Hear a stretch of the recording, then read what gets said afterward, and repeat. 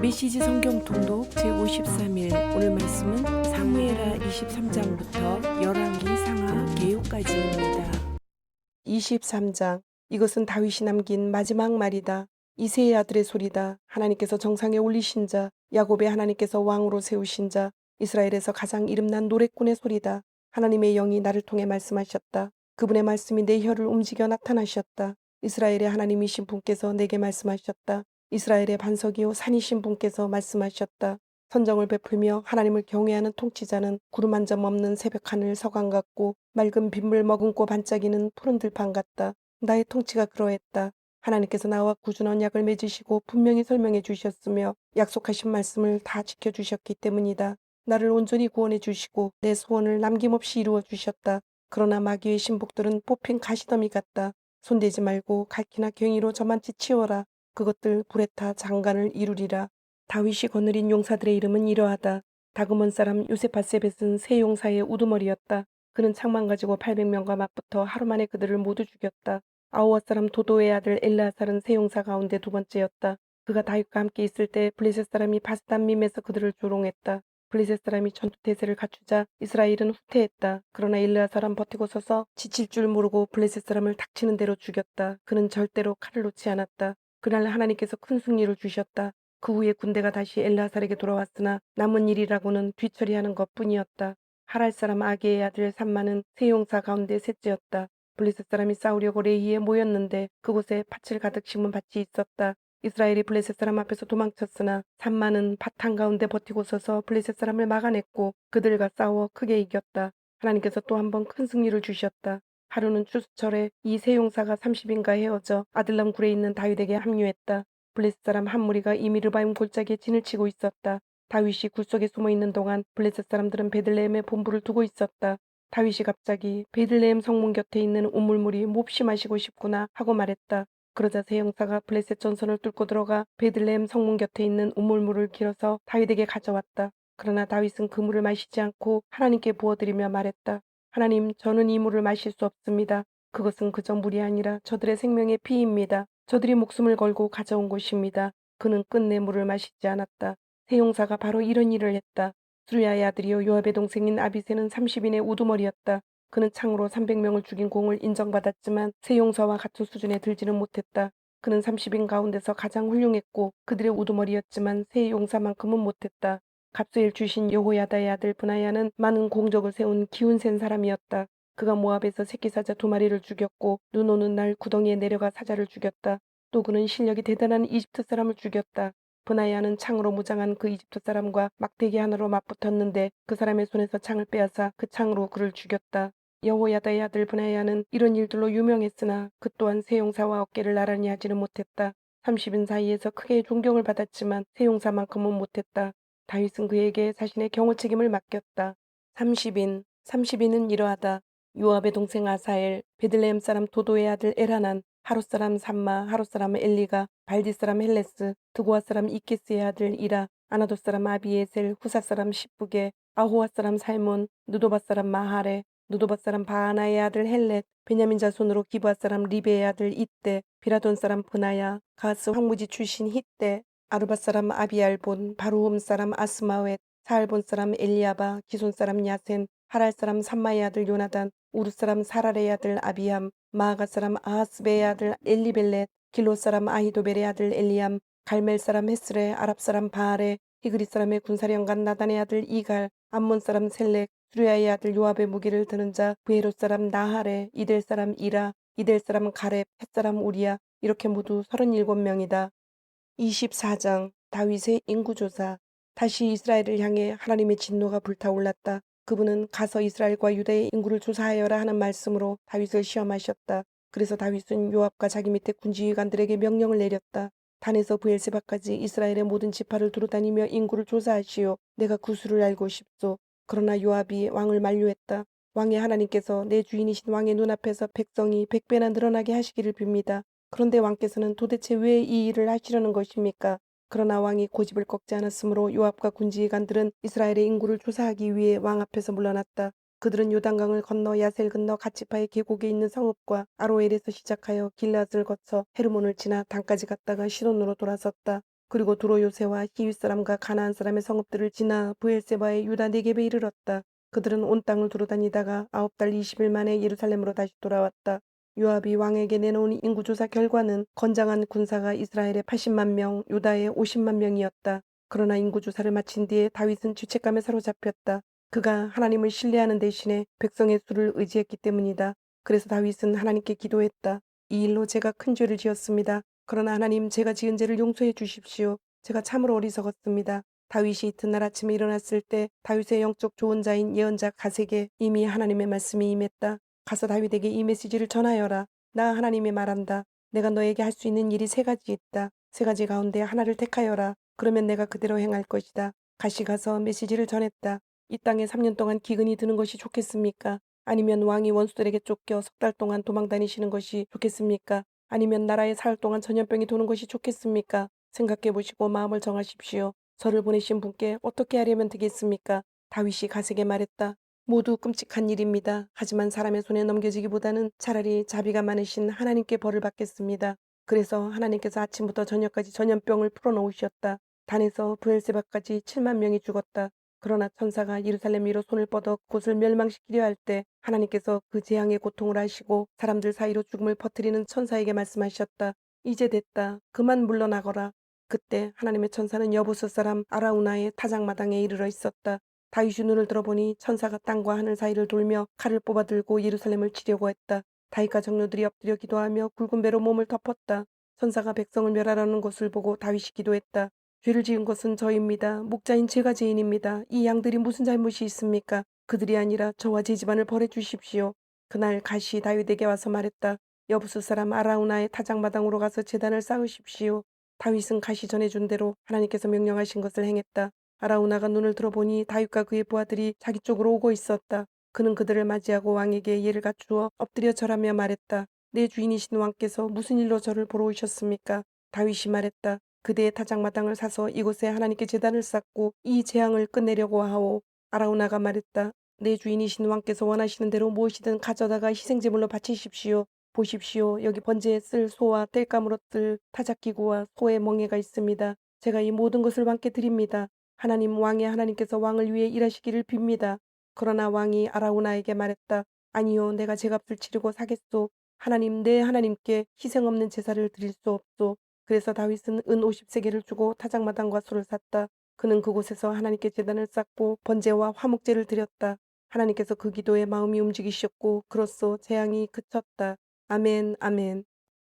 열왕기상은 22장으로 되어 있으며 다윗의 길과 여로보암의 길, 열왕기 상하는 한 권의 책인데 솔로몬이 등극한 BC 970년에서 남유다가 멸망한 BC 586년경까지 약 384년간의 기록입니다. 열왕기상은 두 개의 큰 주제로 나눌 수 있는데 1장부터 11장까지는 통일 왕국으로서 솔로몬의 등극과 솔로몬의 치세, 성전 건축, 왕궁 건축, 영토 확장 등, 두 번째는 열왕기상 12장부터 열왕기하 17장까지의 분열왕국의 기록으로 열왕기상 12장에서 열왕기하 8장까지의 분열왕국 전반기, 여로보암 왕조와 남유다 아사의 종교개혁, 오므리 왕조와 엘리야 엘리사의 기록으로 되어 있습니다. 열왕기 상하 서론. 하나님의 주권을 인정하고 사는 것은 신앙인들의 일상에서 가장 어려운 일 가운데 하나다. 그러나 우리는 피해갈 수 없다. 참으로 하나님께서 주권자이시다. 하나님께서 통치하신다. 그분은 우리 각자의 개인적 문제뿐 아니라 온 우주를 다스리신다. 우리가 예배드리는 시간이나 장소에서만이 아니라 사무실, 정당, 공장, 대학, 병원, 심지어 술집과 락 콘서트장에서도 그렇다. 엉뚱하고 터무니없는 개념처럼 보일지 모르지만 성경에서 이보다 더 자주 강조되고 있는 것도 없다. 하지만 우리의 일상 경험은 하나님의 통치를 그다지 확증해 두지 않는다. 현실은 온갖 비인격적 세력과 오만한 자아들이 최고 권력자가 되겠다고 각축전을 벌이는 전쟁터 같다. 하나님과 무관해 보이는 세력과 의지들에 의해 늘 이리저리 휘둘리고 두들겨 맞는 것이 우리 대부분의 일상 경험이다. 그러나 어느 시대든 깨어있는 정신의 소유자들은 하나님께서 지금도 여전히 주권적으로 통치하고 계신다는 증언을 멈추지 않았다.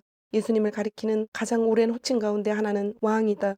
그렇다면 하나님의 주권적 통치를 알지 못하거나 거부하는 이 세상에서 우리가 하나님께서 알려주신 그분의 주권을 인정하고 받들어 믿고 순종하며 살아갈 수 있는 방도는 무엇일까? 하나님을 예배하는 자세다. 이런 자세는 순종하는 마음으로 성경을 읽을 때 생겨난다.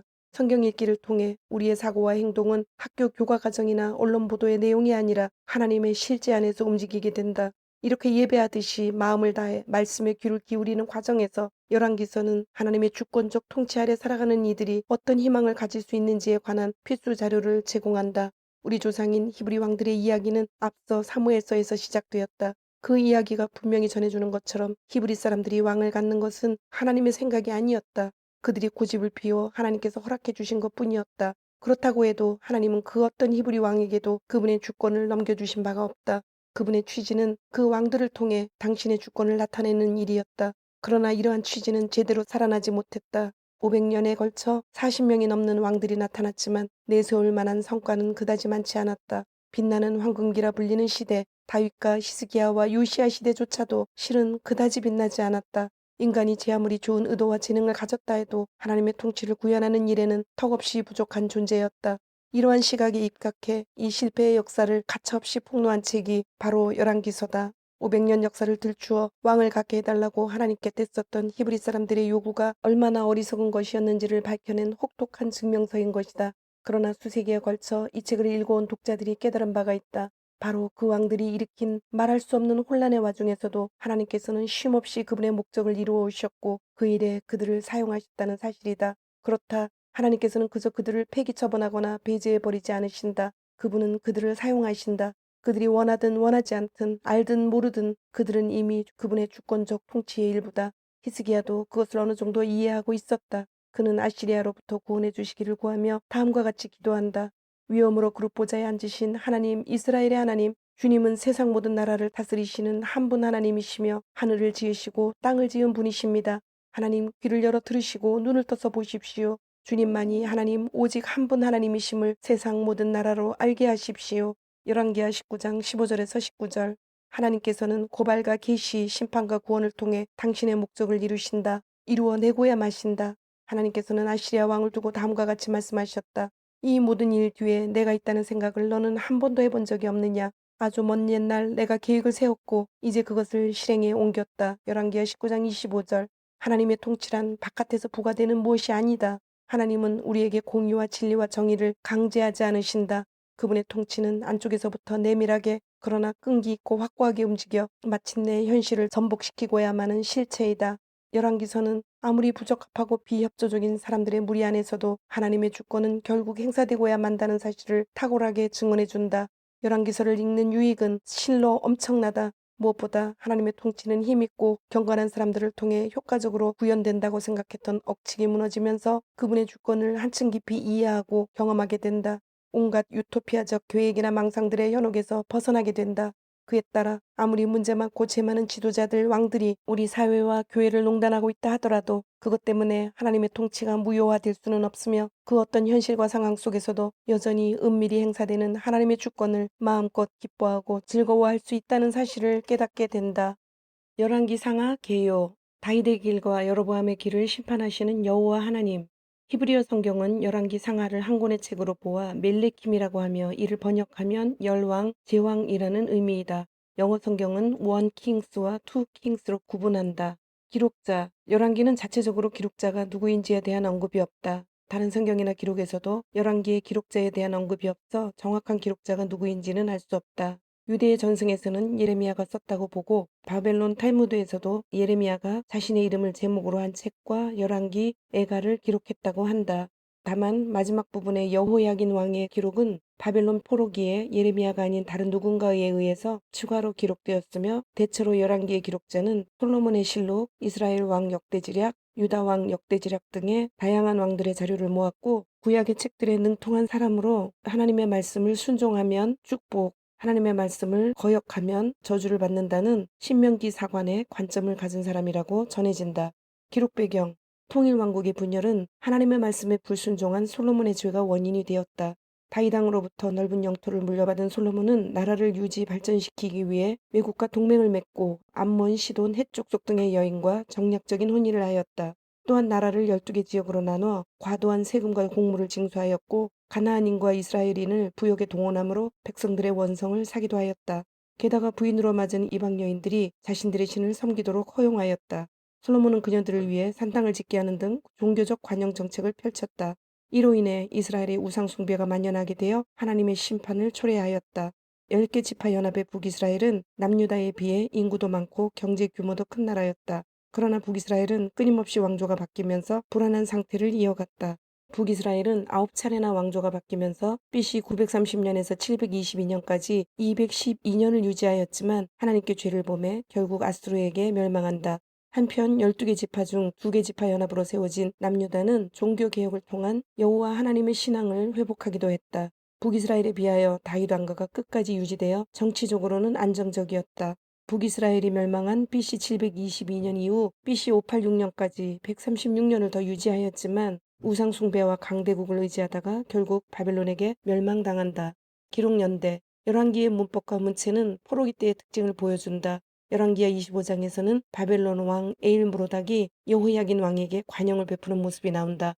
하지만 BC 538년의 고레스 칙령이나 BC 537년의 수르바벨의 1차 포로 귀환 이야기가 나오지 않는 것으로 보아 바벨론 포로 전부터 기록되어 바벨론 포로기에 완성되었다고 본다.